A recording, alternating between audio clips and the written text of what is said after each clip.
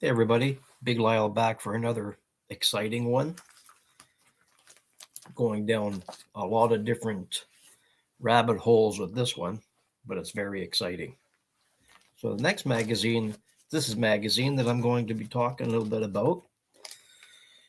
It's a 1001 radio questions and answers compiled by the staff of Radio News 1929 edition. And what makes this one a little famous is it's an infinity cover.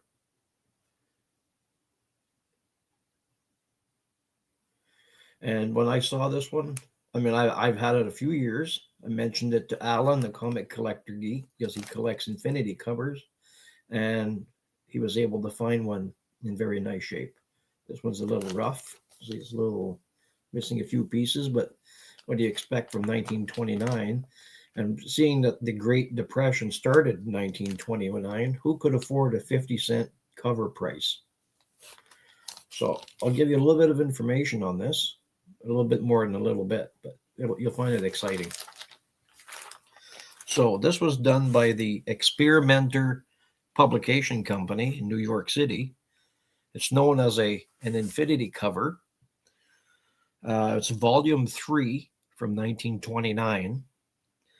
It was edited by Alan K. Ross. He was born in 1890, but I couldn't find a death date. It was 9 by 12 and it had 116 pages. So, a little bit of information on infinity covers.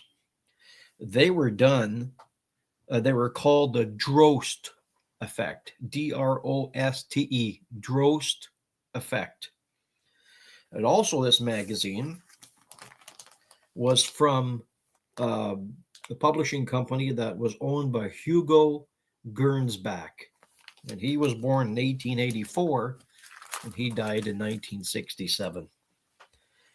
So, what I could find out about these infinity covers is the earliest publishing and media examples was a packaging that was done in 1904.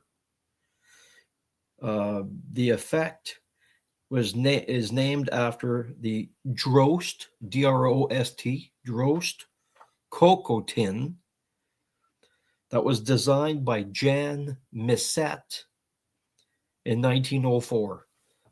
She was born in 1861 and she passed in 1931. It featured a nurse having a tray with a cup of cocoa and a Drost cocoa box, which in turn featured the same image. I'm just referring to my notes because I'm not going to memorize all of this. So what I did find is that the earliest that I could find of these infinity covers in magazines was in 1918. One of the earliest known magazine covers to use the recursion was the Judge magazine that came out, that the issue that had the infinity cover was January 19th, 1918, and the Liberty magazine, May 10th, 1924.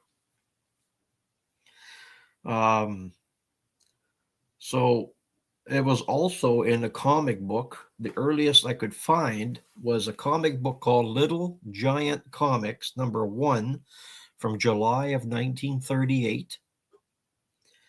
It is widely cited as the first infinity cover. Also, that had an infinity cover near that time was Batman number 8. It was December 1941, January 1942. And the first time that the word infinity cover was named, the term was coined in the 1970s by a Dutch poet named Nico Scheepmaker, Scheepmaker. He was born 1930 and he died 1990. Before that, the technique was known in the art history as mise en abîme, which was French for placed into the abyss, meaning all-knowing or infinite, resources. So the information I could find on the lady that came up with this in 1904, her name was Jan Misset. She was a Dutch commercial artist from, I'm probably going to ruin the pronunciation of it, Haarlem, Haarlem, Haarlem. So iconic commercial examples, which I can give you, which is exciting about these magazines and products. The iconic commercial examples was also the Drost Cocoa in 1904, the Laughing Cow cheese, 1924. The mascot is wearing earrings that are actually circular boxes of cheese, which themselves feature the cow wearing the same earrings. Also, Land O'Lakes, 1928, until a 2020 redesign, the packaging famously featured a Native American woman holding a box of butter that displayed her own image.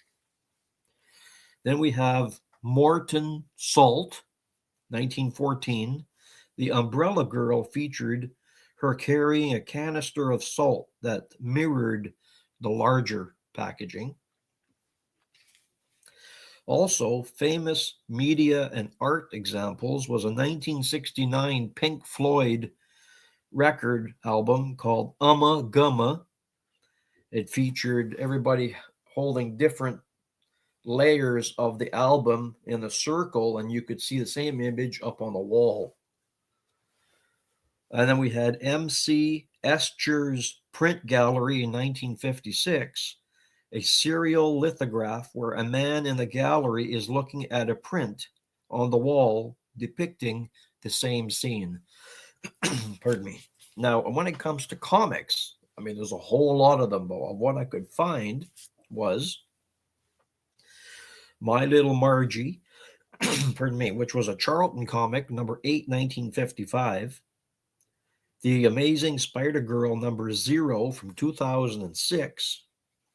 Captain Marvel, number 37, a Fawcett comic from 1946. Comic Collector, Comic Collector Magazine, 1985. It's Game Time comic, 1955. Superman's Pal, Jimmy Olsen, issue 110 from 1968. Excuse me. I gotta get a drink. And Little Max number 1, which was a Harvey comic from 1949. Mad Magazine number 101 from 1966. Madman number 1, Wizard Ace edition, 1996. And we also had a comic number called Spoof number 1 from 1970, and The Story of Johnny Surge, Surge, number F-9030 from 1947. And then we had The Marvels number 10 from 2022. And when you look on the cover, it has issues all strewn out called Next number 11. It's all number 11, number 11, number 11, all the way across the cover.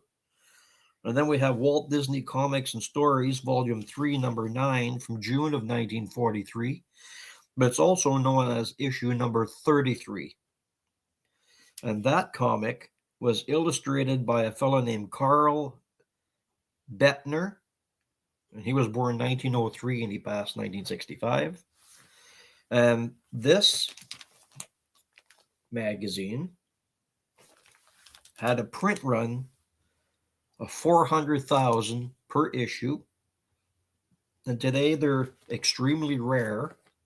And you can find them on eBay between $13 and $55 US, but they are considered very rare.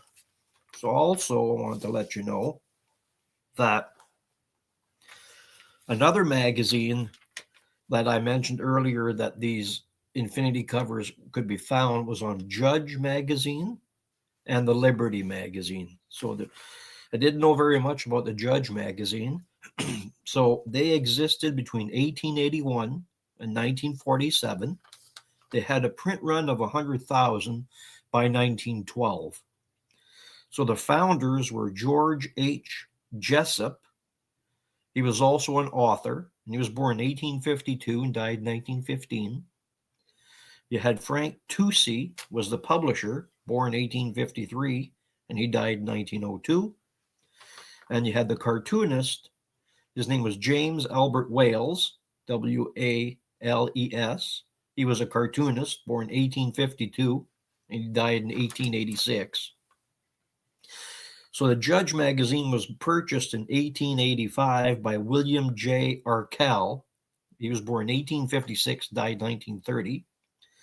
And the people that worked for him were Eugene Zimmerman, known as the Zim. He was born in 1862, died in 1935. And Bernhard Gillum, who also worked for a company called the Puck magazine, and that folded in 1918. And he was born in 1856 and died in 1896. He was a cartoonist and illustrator. Notable contributors that worked for Judge magazine were James Montgomery Flagg. He was born in 1877 and he died in 1960. Art Young, 1866, 1943. Richard Outcolt, 1863, 1928. And Norman Rockwell, 1894, 1978, first appeared in Judge magazine in 1917. Also, Harold Ross, who was the future New Yorker magazine founder, was editor of Judge magazine from April to August of 1924, and he was born in 1892, and he passed in 1951. So I hope you enjoyed that little bit of tidbits of this infinity cover and where all of this came from. But this one here is hard to find. They are between $13 and $55 if you can find them. That's US, because I haven't found any in Canada. So this one here I found at a rummage sale maybe 8 or 9 years ago, maybe a little bit longer than that, and I didn't pay anywhere near that. Maybe $12 to $15 Canadian. It wasn't very much. Well, I hope you like that, because there's 5 pages, and it took me a better part of the day to find all of that, and I did it in almost 14 minutes. So if you like it, like, comment, and subscribe. I hope you enjoyed that. And I have another 2 videos coming out. One this Wednesday. The next one that follows this one, and the one that follows the other one will be out next Saturday. Which is you're going to enjoy it. It has to do with the history of some magazines with some famous characters in them. And if you like those, like, comment, and subscribe as well. I'm going to be on Matt Likes Comics show tomorrow, and hope everybody stays tuned for that. Thank you very much, everybody, for following and subscribing to my channel. I love it. Without you, I wouldn't be here. God bless.